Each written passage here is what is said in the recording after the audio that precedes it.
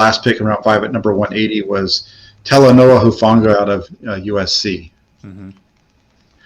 This is the guy who I'm not sure how much you've read about him or seen it with him.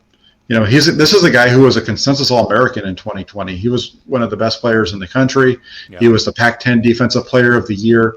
And for him to fall almost to the 6th round, it makes sense from a health standpoint. And I think that's the only reason why he fell to where he did was because of his health concerns. Because other than that, looks like a guy who has the ability to be a playmaker at the next level.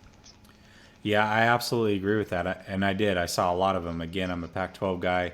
I saw him wreck Oregon multiple times.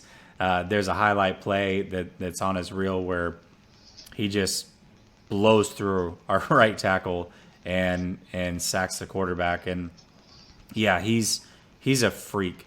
And I do see a lot of shades of Jamal Adams, Troy Polamalu type of player. He's an absolute missile. He times snaps very well. And, again, if we're going to this man scheme, this is a big reason why Sherman can't be on this team is if you're going to play someone like Hufanga, he's going to have to be near the line. And you can only do that in a cover 1 situation, right? And you're going to have to expect your corners to lock up in a man situation. And if you start throwing crossers Sherman's way, he's going to get eaten alive, and it's going to bust our coverage on the back end repeatedly. So let's put these guys in the best position to win and put him near the line of scrimmage and let him wreak havoc. And I forget who it was that killed us last year for the Saints. Who kept blitzing in that nickel spot against us? Do you remember? And we just couldn't pick him up. It was number 22. Yeah, I can't remember his name. Good player. Either. God, I wish I could remember his name. There's so many names that have been going through my head this week. But anyways, that Saints game is exactly what I picture when I picture Hufanga and what he can do for us on the defense.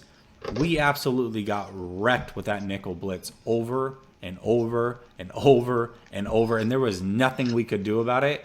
And that's what he brings to the table for us. So, then you add in the fact that I think, again, early on, another great special teamer can make tons of tackles, has a nose for the ball. He's just so instinctual. I think this could really long-term end up being the biggest steal of our draft. Yeah, I think it was Gardner Johnson. Is that his name? The guy for the Saints? Chauncey Gardner-Johnson, yes.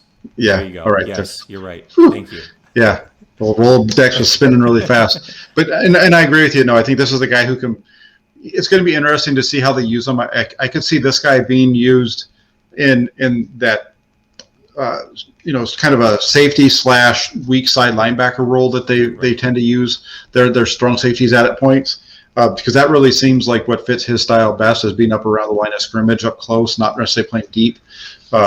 It's going to be a lot of fun to see how he plays. And, from everything I heard and watching this press conference, this guy is a guy that just brings a lot of energy, and it'll be fun to see him screaming down on kickoff and blowing people up on special teams.